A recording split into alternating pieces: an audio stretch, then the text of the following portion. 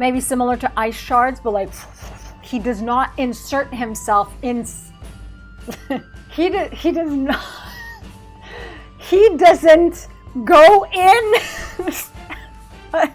Hello, darlings. BioWare has expanded on the character cards for each companion, revealing some of their abilities. Lace Harding, Inquisition faction. This dwarven scout has a positive outlook and a ready bow, as well as unexpected magical powers, which we have yet to discover where they come from. At her core, Harding is still a girl from Ferelden. She loves adventure, animals, and nature, and is fiercely protective of her family and friends. Abilities: Seismic Shot, Heavy Draw, Shred, Adrenaline Rush, Soothing Potion. I think a few companions will have Soothing Potion. It's a healing ability or self-healing. Harding's skills with the bow are unmatched. Her arrows can stagger enemies and shred armor. Okay, so she can go through armor and stagger enemies, like almost like stun them. Perhaps that's a dot. This probably goes through armor.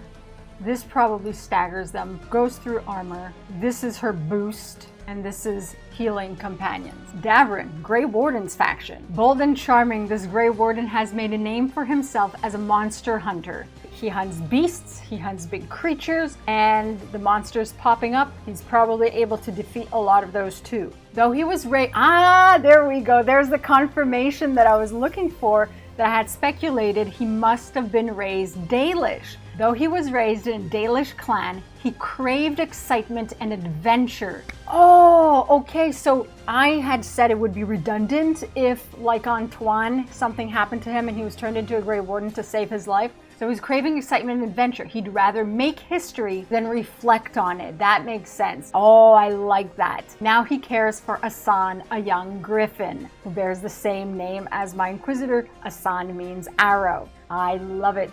Battle Cry. That's probably the taunt, because he's a tank. Lace Harding is DPS. He's a tank. Battle Cry. Death from above. Ooh! Death from above. Probably not the same kind of Swartor, but it probably involves Assan. Probably involves fire, like we saw in the gameplay. Assan sending fire from above and flying by in the high-level combat gameplay. So this is his taunt. This is probably an AoE or single attack. Heroic Strike, that's probably a super intense strike. Assan Strike, Death from Above, I think that's Assan as well. Assan Strike might be a single shot, Death from Above, AoE. In War Victory, so I'm curious what that will be. It probably charges up, and it's probably a super heavy final strike that does so much damage. It has the potential of finishing the enemy altogether. That's what I'm guessing. Fiercely Loyal, Davrin brings his enemies down hard with a combination of mighty attacks. Boom! In War Victory, it makes sense. It probably like depletes like a good 30 to 50 damage, probably. So probably needs charge. Teaming with Assan to keep their companions out of danger. So Assan is like, maybe has some crowd control in there. That's pretty cool. Bellara, the Veil Jumpers faction. Bellara is creative, romantic, and obsessed with uncovering the secrets of ancient Elvenon, as we saw in the trailer. She has a strong sense of self, a clear idea of who she is and what she wants, and will push herself to her limits to find the answers she seeks. Bellara manipulates the Fade and uses electricity, so lightning magic, and control magic, and diminish the powers of their foes. Okay, so maybe there's some crowd control in there. Control magic. I mean, if she's a Veil Jumper, manipulates the face to where the veil is thin, uses the Fade's own essence to her advantage in battle. So Fade Bolts, there we go. Maybe similar to Ice Shards, but like from the Fade. Or maybe like, I don't know if it's Rock Bolts, Fade Bolts. Maybe like Lances. Like Lances from the Fade. Enfeebling Shot, so that's probably a dot. It weakens a bit over time. Replenish, that could be for her or a boost for companions. So support her companions, that probably boost for companions, but it probably works on her as well. Time Slow. So the Triangular Magic, I've been saying that's similar to Doran's Necromancer Magic, slow time ability. So Veil Jumper ability Tavinter was borrowing from the Elves. So it's like which ancient magic came first. So a veil jumper magic, slowing down time, as I had suspected, might be a returning ability. There we go. And galvanized tear. I don't know if it's supposed to be tear or tear. I'm guessing a tear. So a tear in the veil, you know, pockets from the fade, a galvanized tear. Using the fade, it could be an AoE to trap enemies. Taash, the Lords of Fortune. A Qunari dragon hunter allied with the Lords of Fortune. Taash lives for adventure and doesn't mind taking risks, which what we assessed. While her interests include sparkling treasures, ooh, I'm sure there's going to be several sparkling treasures, and her horn is one such sparkling treasure. It was confirmed that it's a gemstone jade. And hitting things with an axe. She has like 2 axes there. Taash is also deeply knowledgeable about many topics. That's going to be interesting to discover where her knowledge comes from, because I'm assuming that in her hunts she discovers not just the treasures and not just the archaeology behind those treasures, but the people behind them, the people, other people hunting them, people hunting people. She probably gathers information as a treasure as well. Not that she's an information broker. She probably has an ear on the ground because she speaks with a lot of people and goes hunting for treasures for a lot of people or for herself. Blunt and straightforward. Taash is a mighty warrior who wields dual axes, so she's another tank. Obvious Bellara is DPS. And breathes out flames. Oh wow. Okay. So the Qunari with their dragon past, igniting enemies with draconic fury. Okay, so if this is not an ability that she acquired through her enhancements and through treasures, but perhaps it has to do with the Qunari being created with dragon blood or dragon essence somewhere along the line, which has been dormant, and we are seeing like Harding with magical abilities awakening. We can probably see people who would have never had magical abilities all of a sudden being awakened now that the veil is thin and the veil is slowly coming down and there are pockets of the fade everywhere, and the magic will come back, all of it. Okay, Sandal predicted this, and so we are seeing people who don't necessarily wield magic, who aren't mages, have magical abilities. And so this is probably one of those magical abilities. Ooh, I'm so excited about this. So fire breath. There we go, fire breath.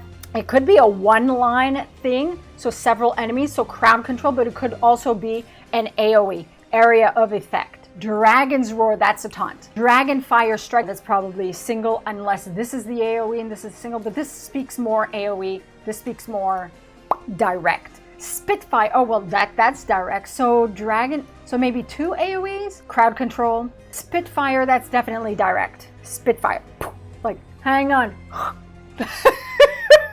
Let me clear my throat. And it spits fire. There we go. The enemy's down. Fortune's favor. That is probably like a shield buff on herself. That's probably her buff or a heal ability. Micro Lucanis for the Antivan Crows. Oh. Okay. Lucanis is an expert assassin for whom the Antivan Crows are family business. Yes, because he was trained by his grandmother. He is poised and pragmatic, but he'd rather not be the center of attention. Okay, the quiet one in the corner. His focus is usually on his work. Yes, his assassin work. Lucanis specializes in executing powerful mages. Yes, Venatori, and has earned himself the title the Demon of Verantium because of the wigmaker job. Lucanis stylishly deals necrotic damage. So he's not a necromancer, but from deaded people, deaded enemies perhaps, in battle with his dual daggers. So DPS, whilst supporting his companions with potions and buffs, backup heals. So eviscerate, that's direct DPS. Eviscerate, abominate. Okay, I know what some of you are thinking. I'm working on a video about that, okay? But his nickname is the demon, but he himself is not a demon. He does not abominate. He does not insert himself in... He does not... He doesn't go in... Let's try this again. He does not abominate. He does not insert himself in... There's no way to say it that doesn't sound like a massive innuendo. If he is an abomination, then perhaps whatever entity is within him can just pop out. He uses that, but if it's another dormant magical ability that was super weak and dormant that would not make him a mage, but with the veil thinning would make him have a magical ability, it could be that he uses that or the magic of other people around him because he can detect when magic is being used. So maybe he uses that to his advantage to attack other people. So maybe abominate comes from that. Sending a spirit in or using the person's magic against them. But if there are no magic users, an ability, or he is an abomination and whatever entity is inside of him lends that power by attacking with that entity, which is a possibility. All to say that Lucanis himself is not an actual demon, but he's been nicknamed the demon. I'm going to save the larger details for my video devoted to Lucanis.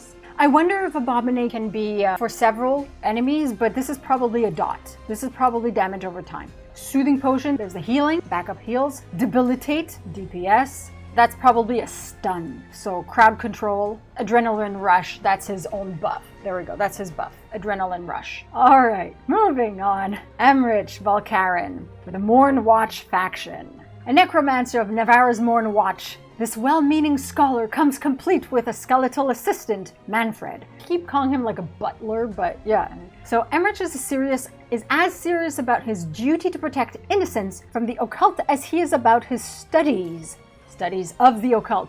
Hey, we'd get along so well. And about his studies and his interest in the mysteries of the Fade. Well, there we go.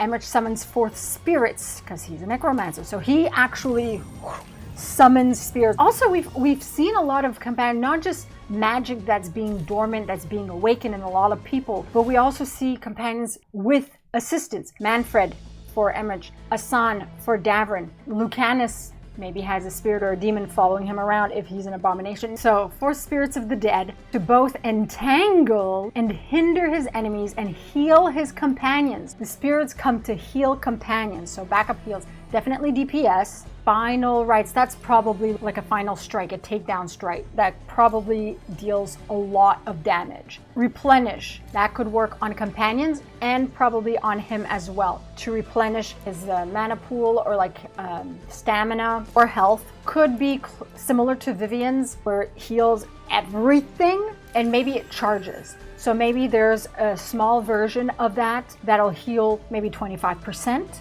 Of everything, maybe an intermediate that will heal 50% of either health or stamina / magic, and then like a supercharged version that will heal everything to the max. Entangling spirits, I wonder like what the entangling entails. That could be some crowd control, that could be an AoE. Not necessarily AoE, but like a few targets. Maybe later on with higher levels, it opens up that you can select it. It either causes more damage to a singular target or equal damage to 2 or 3 targets. You know, the bell trolls. Ooh, like dingling.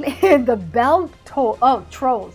I read trolls. There's my dyslexia. The bell tolls. So that's probably when he was holding let the Fade draw close, calling on the spirits. So that's probably some sort of buff, I'm guessing, and time slow. He too has the time slow fade magic, and the time slow fade magic affects everything, so that's kind of crowd control area of effect. Neve for the dragon shadows. Shadow dragons. Well, I mean in Latin it would be dragons of shadows. A cynic fighting for a better future, Neve is both a private detective, always love the work of a detective, and a member of Tevinter's rebellious shadow dragons. Born and raised in a working-class neighborhood of Minrathous, she does not believe in the superiority of mages. So she herself is a mage, but she doesn't believe that just because she's a mage, she's superior to other people. Which kind of goes along with what we've seen so far of her.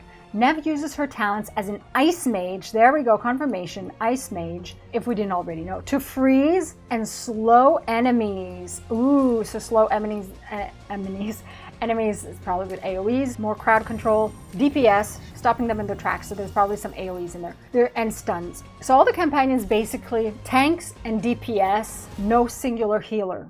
That's what so it's DPS, DPS tank, and DPS heals. Icebreaker, maybe she creates ice that cracks and breaks. That probably just freezes the enemy. It's probably singular or for a couple of targets. Blizzard, we've seen that in Inquisition. That's a massive AoE. I love Blizzard, so I'm glad that it's back.